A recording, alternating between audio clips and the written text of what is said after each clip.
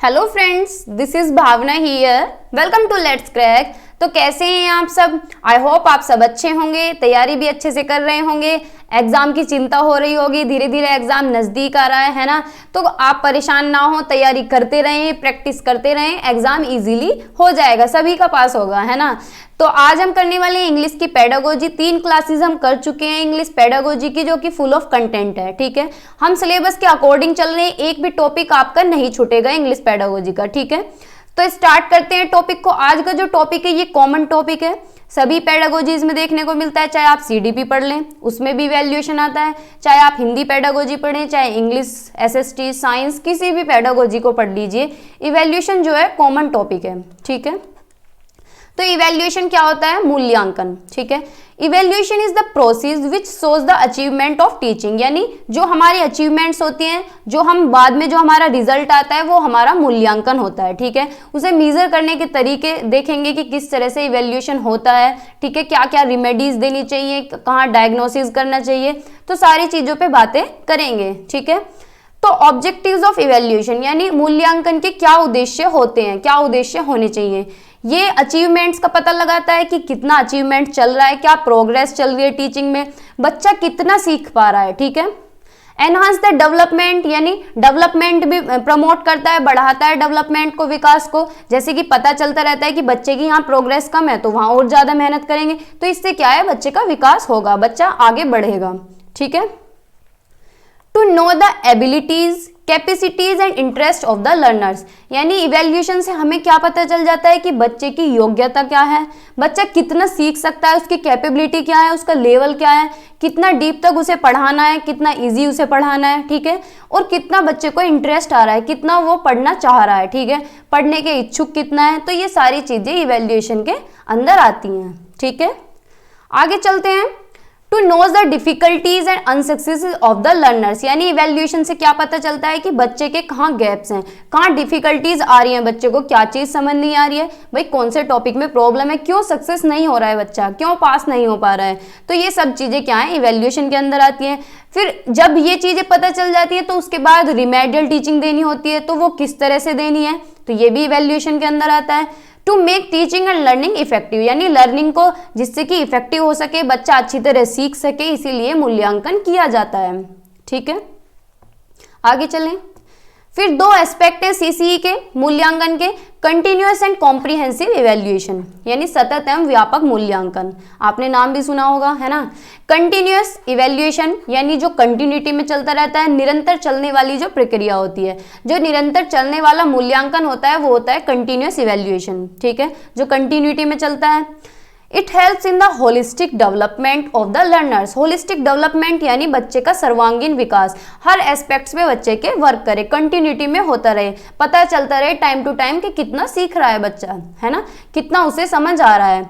Learning is a continuous process, thus evaluation of the learner should also be continuous, जैसे कि सीखना क्या है, एक निरंतर प्रक्रिया है, निरंतर प्रक्रिया है, जीवन भर हम सीखते रहते हैं, इसी तरह से इवैल्यूएशन भी निरंतर होता रहना चाहिए। इससे क्या है, क्या लर्निंग जो है इंक्रीज होती रहती है, बच्चे अच्छे से पढ़ते हैं, पता चलता रहता है कि कितना सीख पा रहे हैं, कितना नहीं सीख पा रहे हैं। ठीक है, तो इवैल्यूएशन क्या है, कंटिन्यूटी में होता रहना चाहिए। ठीक है, तो अब 3 तरह का कंटिन्यूअस इवैल्यूएशन होता है, डायग्नोस्टिक इवैल्यूएशन यानी निदानिक मूल्यांकन, formative evaluation and summative evaluation. ठीक है, डायग्नोस्टिक इवैल्यूएशन क्या होता है, निदानिक।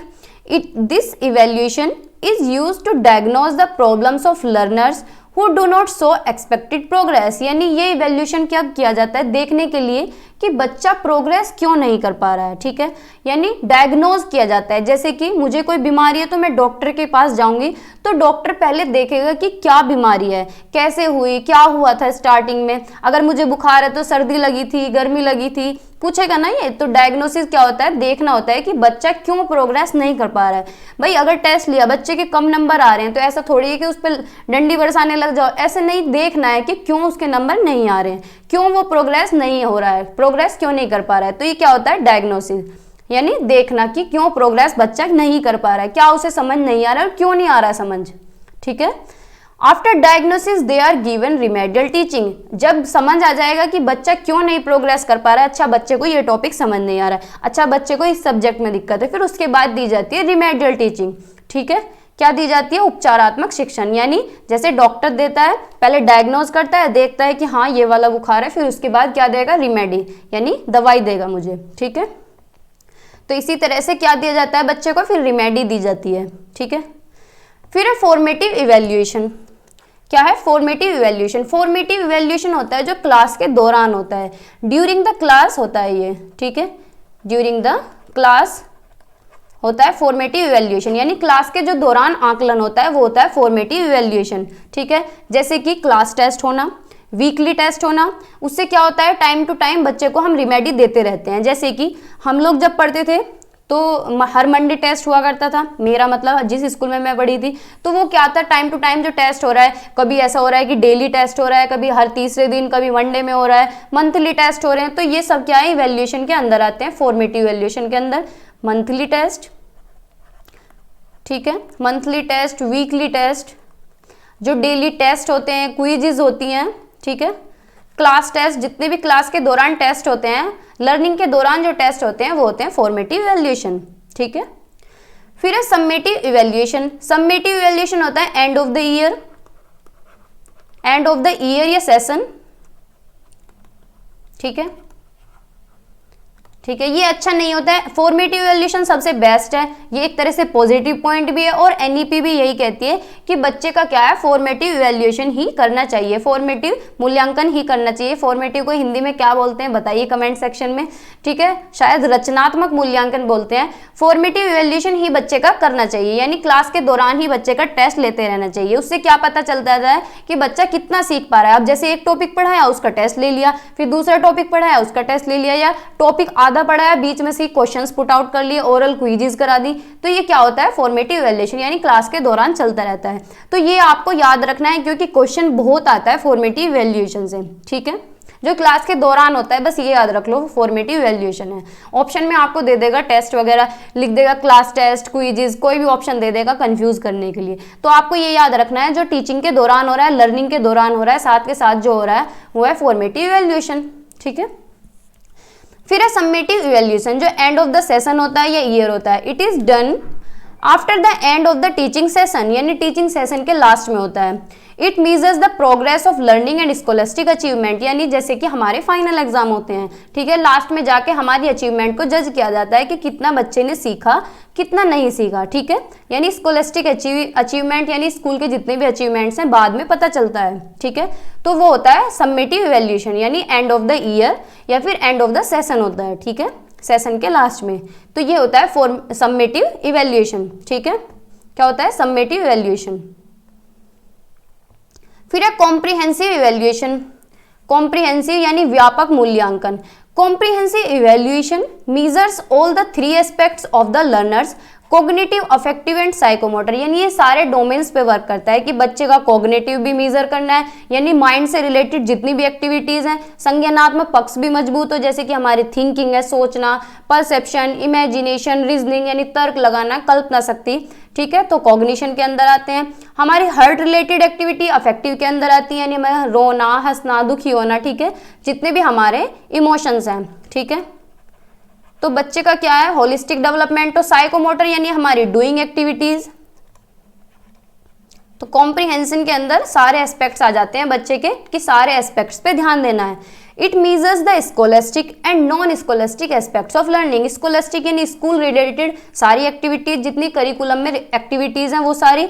नॉन स्कोलेस्टिक यानी स्कूल से बाहर की सारी एक्टिविटीज, यानी करिकुलर एंड को करिकुलर। करिकुलर एंड को करिकुलर।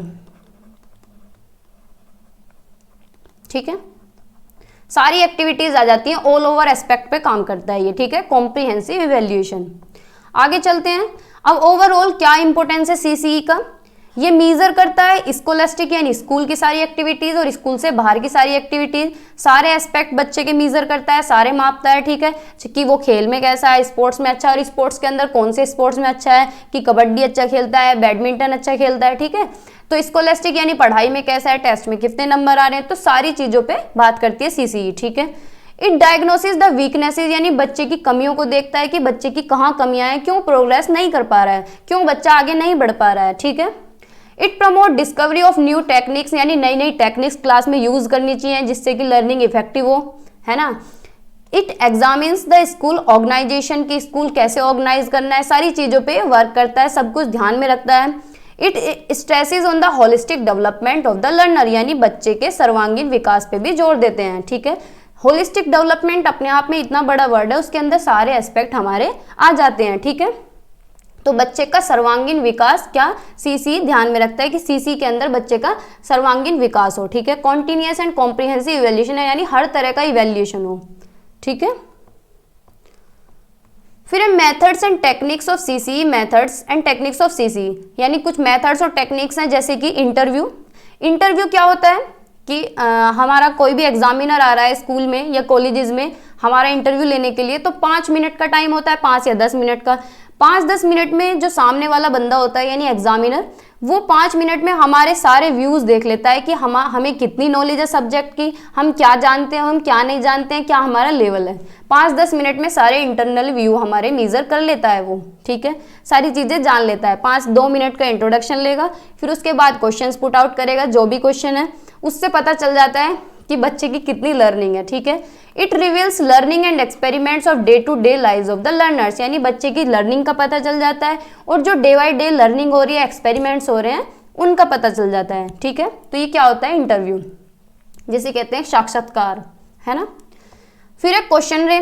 क्वेश्चन रे यानी क्वेश्चंस टीचर्स पूछे बच्चों से और बच्चे टीचर्स से पूछे, तो इससे क्या होता है बच्चों के अंदर क्यूरियोसिटी आती है, यानी बच्चा क्या है जिज्ञासु होता है, ठीक है, जिज्ञासा आती है बच्चे के अंदर, ठीक है। बच्चे के अंदर जिज्ञासा आती है, क्रिएटिव थिंकिंग आती है, डाइवर्जेंट थिंकिंग आती है, ज़्यादा से ज़्यादा सोच पाता है। जितने ज़्यादा क्वेश्चंस पूछेगी टीचर उतना ही माइंड खुलेगा, सोचेगा कि इस क्वेश्चन का क्या आंसर हो सकता है, ठीक है। तो ये होता है क्वेश्चन रे। फिर है टाइप्स ऑफ क्वेश्चंस। 2 तरह के क्वेश्चंस होते हैं, ओपन एंडेड क्वेश्चन, ये इंपॉर्टेंट है, क्वेश्चन में पूछ लेता है पेपर में, सीटेट में। Close ended question, open ended questions वे होते हैं जिनके एक से ज्यादा आंसर हो सकते हैं, ठीक है, 2 आंसर 3 आंसर, किसी भी क्वेश्चन के एक से ज्यादा आंसर हो सके, ठीक है, अनएक्सपेक्टेड आंसर्स हो। जैसे कि उसमें बीएड में क्या होता है, ओपन एंडेड, जो लॉन्ग आंसर होते हैं वो ओपन एंडेड होते हैं, कितना भी लंबा लिख सकते हो तुम, कितना भी ज्यादा लिख सकते हो, कम भी लिख सकते हो, ज्यादा भी लिख सकते हो, यानी बहुत ज्यादा उसका सुझा सकते हो सॉल्यूशन, है ना। जिसके ज्यादा से ज्यादा सॉल्यूशंस हो वो होता है ओपन एंडेड क्वेश्चन। इसमें आ जाते हैं ऐसे टाइप क्वेश्चन भी इसी के अंदर आ जाते हैं, ठीक है, क्योंकि उनकी कोई लिमिटेशन नहीं होती। फिर है क्लोज एंडेड क्वेश्चन, नाम से ही पता चल रहा है close ended. It has only 1 correct answer, यानी जिसका एक ही आंसर निकलता हो, जैसे कि 1 वर्ड आंसर या फिर एमसीक्यू, फिलिंग द ब्लैंक्स, ठीक है, एक ही आंसर जिनका निकलता हो वो होते हैं क्लोज एंडेड क्वेश्चंस, ठीक है। और ओपन एंडेड जिनके एक से ज्यादा आंसर हो, ठीक है। कुछ और तरह के क्वेश्चन भी होते हैं, कुछ और टाइप्स भी होते हैं क्वेश्चंस के। फैक्चुअल क्वेश्चंस, यानी जो फैक्ट्स पे बेस्ड हो, these are based on facts having either corrected और इनकरेक्ट आंसर्स, यानी जो फैक्ट्स पे बेस्ड हो, यानी तथ्यों पे बेस्ड हो, चाहे आंसर्स उनके करेक्ट हो इनकरेक्ट हो, यानी बिल्कुल तथ्य वाले क्वेश्चन, ठीक है, यानी एक तरह से कथन निष्कर्ष या ट्रू फॉल्स, ठीक है। फिर है कन्वर्जेंट क्वेश्चंस। कन्वर्जेंट क्वेश्चन ये रीजन बेस्ड क्वेश्चंस होते हैं, लेकिन जो इनके आंसर्स होते हैं वो लिमिटेड होते हैं, यानी लिमिटेशन होती है आंसर्स में। जैसे कि शॉर्ट टाइप आंसर्स होते हैं, जैसे डिग्री के पेपर्स में आते हैं कि आपको क्या है 20 वर्ड में या 30 वर्ड्स में 50 वर्ड्स में ये आंसर लिखना है, तो वे क्या होते हैं कन्वर्जेंट क्वेश्चंस, ठीक है, यानी लिमिटेशन होती है इनकी, इन लिमिटेड वर्ड्स में ही आपको लिखना है, तो ये होते हैं कन्वर्जेंट क्वेश्चन। फिर है divergent questions. These are also reason based questions but they have answered after analysis, evaluation and synthesis, यानी ये भी रीजन बेस्ड क्वेश्चंस होते हैं, लेकिन इनमें क्या है बच्चे को सोचना पड़ता है, अपनी थिंकिंग लगानी पड़ती है, और कैसी थिंकिंग, क्रिटिकल थिंकिंग लगानी पड़ती है, ठीक है, यानी तरह तरह से सोचना पड़ता है, देखना पड़ता है, पहले क्वेश्चन को एनालाइज करेगा, देखेगा किस तरह का क्वेश्चन है, सिंथेसाइज करेगा, इवैल्यूएशन करेगा, उसके बाद आंसर देगा, यानी तरह तरह से सोच पाएगा, अलग अलग एस्पेक्ट में सोचेगा, तब जाके आंसर देगा। क्या बोलते हैं इसे, डाइवर्जेंट क्वेश्चंस, ठीक है। फिर है इवैल्यूएटिंग क्वेश्चंस। इवैल्यूएटिंग क्वेश्चंस क्या होते हैं, जैसे कि बीएड में क्वेश्चन आया कि मेजरमेंट और इवैल्यूएशन बताइए क्या होता है, और फिर इनके बीच में कंपैरिजन और डिफरेंस बताइए, तो जिन क्वेश्चंस के बीच में कंपैरिजन होता है, डिफरेंस बताने को आता है, ठीक है, वो होते हैं इवैल्यूएटिंग क्वेश्चंस, ठीक है, वो होते हैं इवैल्यूएटिंग क्वेश्चंस, ठीक है। आगे चलते हैं, फिर है ऑब्जर्वेशन, यानी शायद अवलोकन बोलते हैं हिंदी में, है ना। It is very useful in the process of evaluation, यानी इवैल्यूएशन के प्रोसेस में बहुत यूजफुल है ये, जैसे कि इंडिविजुअली भी कर सकते हैं और ग्रुप में भी कर सकते हैं ऑब्जर्वेशन। यानी मतलब 4 बच्चों का ग्रुप है कि भाई ये तो चारों ही बच्चे अच्छे हैं, ठीक है, नहीं तो किसी इंडिविजुअल अकेले बच्चे को देख के कि भाई ये बच्चा तो बहुत अच्छा है पढ़ाई में, ठीक है। तो इसमें क्या है, ऑब्जर्व अकेले बच्चे को भी कर सकते हैं और ग्रुप में भी ऑब्जर्व कर सकते हैं। इससे क्या है, इवैल्यूएशन एक नेचुरल वे में होता है, जैसे कि कोई बच्चा पीछे बैठ के पढ़ रहा है, लास्ट बेंच पे बैठा है, ना ही वो किसी चीज़ के आंसर्स देता है, चुपचाप बैठा रहता है, लेकिन टीचर क्या है, उसे ऑब्जर्व कर रही है कि ये बच्चा पढ़ाई में तो अच्छा है लेकिन आंसर्स नहीं देता, ठीक है। तो ये क्या है, इवैल्यूएशन का नेचुरल वे है, यानी टीचर को पता होता है कि मूल्यांकन तो उसका कर रही है, लेकिन ये क्या है, एक नेचुरल तरीका है, ठीक है, ऑब्जर्व करना। टीचर क्या है, देख रही है, अवलोकन कर रही है, ठीक है। फिर है assignments. Assignments help in knowing creativity, originality and cognitivity of the learners, यानी असाइनमेंट जैसे कि बच्चों को दिए जाते हैं तो उससे बच्चों का पता चलता है कि क्या उनके अंदर यूनिकनेस है। अब सबका असाइनमेंट एक जैसा तो होता नहीं है, ठीक है, और सब में ओरिजिनलिटी भी नहीं होती, सब में क्रिएटिविटी भी नहीं होती, और कुछ में होती है, तो सभी का पता चल जाता है कि क्या इस बच्चे ने क्या असाइनमेंट बनाया है और इसने क्या क्रिएटिव करके लेके आया है ये, ठीक है। तो असाइनमेंट सभी बच्चों को देते हैं घर से करने के लिए, तो उससे क्या पता चलता है, बच्चे की क्रिएटिविटी, रचनात्मकता, ओरिजिनलिटी और कॉग्निटिविटी, ठीक है। Assignment help the learners to find information, formulate their thoughts and explore, यानी बच्चा क्या है, अपने थॉट्स भी लगाएगा, अपनी लॉजिक भी लगाएगा उसमें कि यार इस तरह से नहीं, इस तरह से असाइनमेंट बनाता हूँ, ठीक है। तो क्या है, असाइनमेंट क्या है, क्रिएटिविटी डेवलप करते हैं बच्चे की, लॉजिकल, ओरिजिनलिटी, कॉग्निटिविटी, तो ये चीज़ें डेवलप करते हैं, ठीक है। तो ये क्या होते हैं, असाइनमेंट। फिर है पोर्टफोलियो। पोर्टफोलियो का नाम सभी ने सुना होगा। पोर्टफोलियो क्या होता है, a systematic collection of students work and related material that depicts a students activity, accomplishments and achievement in one और मोर स्कूल सब्जेक्ट, यानी क्या होता है, एक फाइल होती है, ठीक है, जिसके अंदर बच्चे के रिकॉर्ड्स होते हैं, ठीक है, बच्चे के रिकॉर्ड्स होते हैं, एक्टिविटी बेस्ड, स्कूल के, क्लास के, सब्जेक्ट के। तो क्या होता है, जैसे कोई बच्चा 4th क्लास में है तो उसमें मैडम ने फाइल बनाई हुई है कि ये बच्चा स्पोर्ट्स में अच्छा है, तो भाई स्पोर्ट्स के सामने टिक लगा दिया, पढ़ाई में इसके नंबर अच्छे आए, क्लास में प्रेजेंट रहता है, अटेंडेंस इसकी फुल है, तो सारा रिकॉर्ड बना लिया। फिर वो 5th क्लास में गए तो वो जो सारी फाइल है, वो जो पोर्टफोलियो बनाया था, वो 5th क्लास वाली मैडम को दे दिया, जिससे कि मैडम ने देख के पता लगा लिया कि हाँ भाई बच्चा अच्छा है, स्पोर्ट्स में भी अच्छा है, डेली क्लास में आता है, नंबर भी अच्छे आ रहे हैं, पढ़ाई भी अच्छी है, राइटिंग भी अच्छी है। तो क्या होता है, कलेक्शन ऑफ स्टूडेंट्स वर्क, बच्चे का जितना भी काम है सारा कलेक्शन पोर्टफोलियो के अंदर होता है, ठीक है। ये क्या करता है, बच्चे की ग्रोथ, वृद्धि और विकास को इवेल्युएट करता है कि बच्चा कितना डेवलप कर पा रहा है, कितने बच्चे की ग्रोथ हो रही है और कहाँ रुक रही है, कि बच्चे को क्या है, म्यूजिक क्लास में जा रहा है लेकिन म्यूजिक नहीं आ रहा है, स्पोर्ट्स क्लास में जा रहा है लेकिन स्पोर्ट्स नहीं आ रहा है, तो क्या है, इस जगह इसकी वीकनेसेस है, ठीक है। तो सारा रिकॉर्ड होता है बच्चे का पोर्टफोलियो के अंदर, ठीक है। आई होप आपको ये समझ आ रहा होगा। फिर है क्विज एंड कंपटीशन। क्विज जैसे क्विजेज स्कूल में कराते हैं, कंपटीशन स्कूल्स में कराते हैं, तो ये क्या होता है, इससे भी बच्चे का आकलन होता है, बच्चे की नॉलेज का असेसमेंट होता है कि कितनी नॉलेज है, जैसे कि क्वेश्चंस पुट आउट करते हैं क्विजेज में, और कोऑपरेटिव का पता चलता है कि बच्चा कितना सहयोग कर रहा है, टीचर्स को आपस में कितना सहयोग कर रहा है एक दूसरे को, ठीक है। डेमोक्रेटिक फीलिंग का पता चलता है। तो क्या होते हैं, क्विजेज एंड कंपटीशन, ठीक है।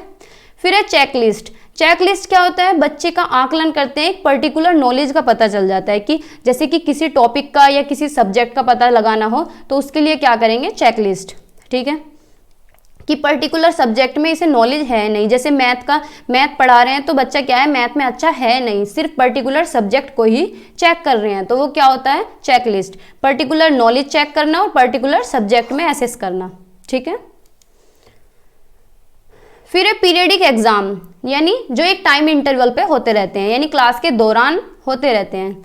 It is done during the process of learning, यानी सीखने के दौरान जो होते हैं, जैसे कि फॉर्मेटिव इवेल्युएशन हुआ करता था, है ना, क्लास के दौरान टेस्ट हो रहे हैं, क्विजेज हो रहे हैं, मंथली टेस्ट, वीकली टेस्ट, तो it quickly measures how learning is going on, इससे इजीली पता चल जाता है कि बच्चे की कितनी लर्निंग हो रही है, कितना बच्चा सीख पा रहा है। जब टाइम टू टाइम टेस्ट होंगे तो पता चलेगा कि भाई क्या समझ आ रहा है क्या नहीं आ रहा है, और जब टेस्ट ही नहीं होंगे तो कुछ भी समझ नहीं आएगा। ठीक है, it is use for the continuous evaluation, यानी क्या होता है सतत मूल्यांकन में भी यूज होता है। यानी पीरियडिक एग्जाम है तो जैसे डे बाय डे एग्जाम हो रहे हैं, या weekly test, monthly test, quiz, तो ये सब क्या होते हैं, पीरियडिक एग्जाम्स होते हैं। ठीक है, फिर है एनुअल एग्जाम्स, अब ये तो सभी के ही होते हैं। ठीक है, ये फाइनल पेपर जिन्हें बोलते हैं, ये होते हैं एंड ऑफ द सेशन होते हैं, यानी सेशन के लास्ट में होते हैं जो हमारे फाइनल एग्जाम है। ठीक है, मेन एग्जाम जो होते हैं, ठीक है, वो कौन से होते हैं, एनुअल एग्जाम।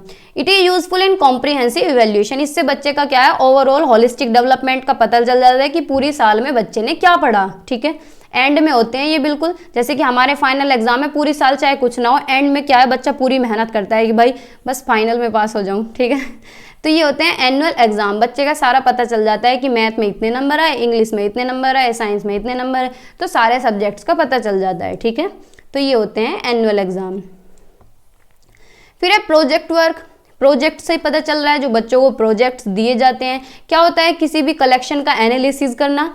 ये ग्रुप में भी हो सकता है, यानी एक बच्चे का भी हो सकता है और इंडिविजुअल भी हो सकता है। ठीक है, it is based on the incident mentioned in the text book और फ्रॉम द रियल लाइफ। अब जैसे प्रोजेक्ट कराने हैं तो टेक्स्ट बुक है यानी एनसीईआरटी है, कोई भी बुक है जो भी है, उसमें से टॉपिक उठा के दे दिया कि इस टॉपिक पे आपको प्रोजेक्ट बना के लाना है, जैसे ग्लोबल वार्मिंग है, पोल्यूशन के ऊपर है। ठीक है, या फिर रियल लाइफ से रिलेट करके कोई भी टॉपिक दे दें कि ये टॉपिक पे आपको क्या करना है, प्रोजेक्ट बना के लेके आना है। ठीक है, इससे बच्चे को क्या है, खुद से सीखने का मौका मिलता है। ठीक है, क्या होता है, अपॉर्चुनिटी मिलती है, बच्चा खुद से सीख पाता है, चीज़ों को ढूंढता है, इधर उधर प्रोजेक्ट बनाता है। ठीक है, और ग्रुप वर्क करने की भी हैबिट हो जाती है, यानी ग्रुप में भी करते हैं प्रोजेक्ट। अब जैसे कि स्कूल में प्रोजेक्ट दिया करती थी मैम या टीचर, जो भी मतलब मेल टीचर, तो क्या होता है ग्रुप में भी कर सकते हैं, यानी किसी की हेल्प भी ले सकते हैं, और क्लास में भी करते हैं ग्रुप वर्क। म्यूचुअल लर्निंग आती है बच्चे के अंदर और पॉजिटिव थिंकिंग आती है। ठीक है, और सीखने का मौका मिलता है, तो ये होता है प्रोजेक्ट वर्क।